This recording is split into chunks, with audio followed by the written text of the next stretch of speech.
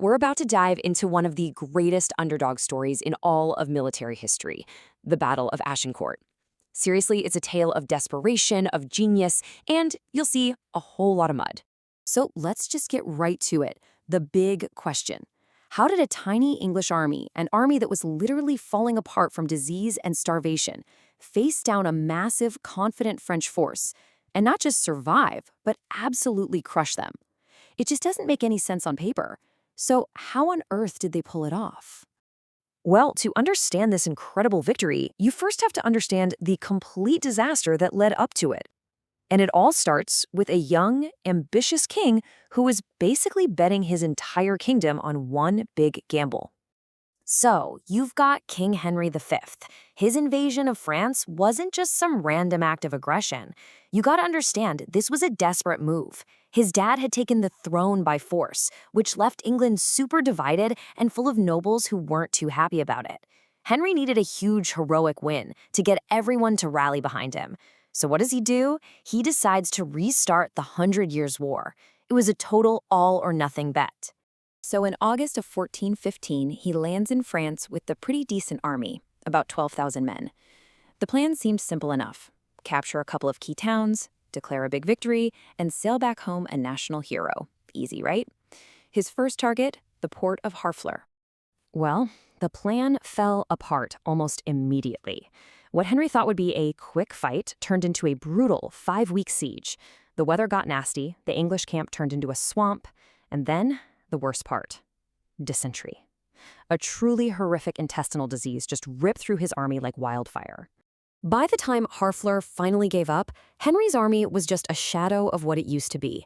He had to send his sickest men home and leave a chunk of his army behind to guard the town he just captured. His big invasion force of 12,000 men, yeah, it was cut in half, down to just 6,000 exhausted, sick soldiers. At this point, the campaign season is pretty much over. His advisors are begging him, look, let's just pack it in and sail home. But Henry was stubborn. He felt he needed a bigger win, a bigger statement. And that led to a decision that put every last one of his remaining men in absolute mortal danger. Instead of going home, Henry decides to march his tiny, sick army hundreds of miles across enemy territory to an English-held port called Calais. It was supposed to be like a victory lap, a show of force. But the French were watching. And they were smart. They expertly cut him off, destroying bridges, forcing him deeper and deeper into France, all while his army was running out of food. And then, after weeks of marching, the French army finally shows up, blocking his path. And the difference between the two armies was just insane. You've got the English, maybe 6,000 guys, sick, starving, completely trapped. The French, they had at least double that, maybe way more. They were well-fed, super confident, and fighting on their home turf. It was an army of fancy, heavily armored knights versus an army mostly of archers, many of whom were so sick they'd literally stopped wearing pants. It was a total David versus Goliath situation. The two armies squared off, ready for a fight. But as night fell, a freezing rain started to pour down. The stage was now set for one of the most important nights in all of medieval history. You can imagine his men were panicking, right? Looking at this massive French force. But Henry, he gave a masterclass in leadership. He didn't promise them it would be easy. Instead, he completely reframed the situation. He told them their impossible odds weren't a weakness, they were a test of faith. And then he promised them he would not be captured and ransomed. If they were to die tomorrow, he would die right there with them. And the difference between the two camps that night was just night and day. The English could actually hear the French feasting and laughing across the field, arrogantly arguing over who was going to get to capture the English king. Meanwhile, Henry's men were sitting in the cold rain, in complete silence, confessing their sins to priests, totally convinced that this was their last night on earth. But while the French were celebrating their victory before it even happened, Henry and his commanders were planning. They knew they couldn't win a fair fight. No way. They had to be smarter. And their plan was incredibly audacious. The whole battle was going to hinge on this 3-part strategy. First, Henry chose the perfect piece of ground, this freshly plowed, super muddy field that was squeezed between 2 dense forests. This would stop the huge French army from surrounding him. Second, he had his archers jam thousands of sharpened wooden stakes into the ground in front of them to stop any cavalry charge.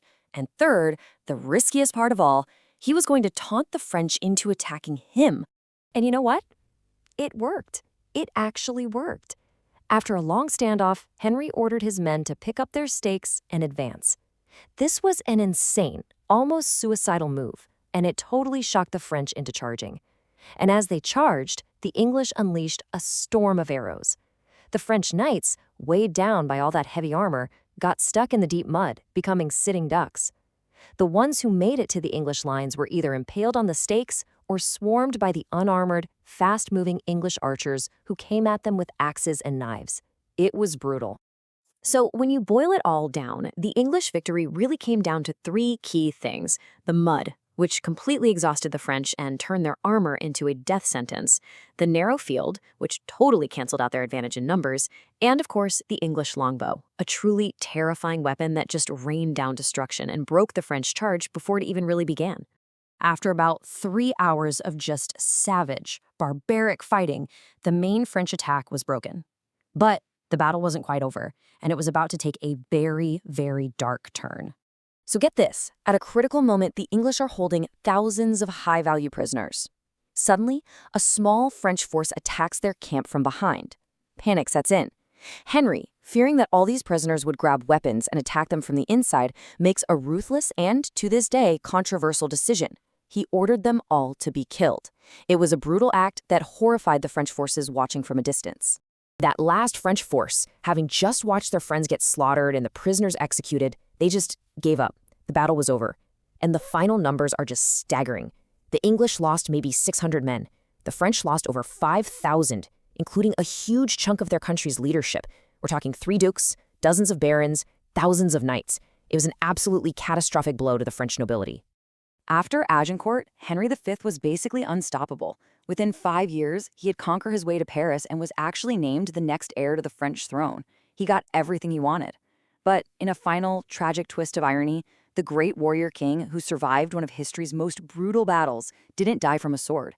He died from dysentery, the exact same disease that almost wiped out his army before the battle even began. And that really leaves us with the ultimate question, doesn't it? Was this incredible upset the result of Henry V's brilliant planning and the pure grit of his soldiers? Or was it more story about French arrogance and incompetence, about how they threw away every single advantage they had? You know, maybe the real truth is that it took a perfect storm of both to create one of the greatest upsets in all of history.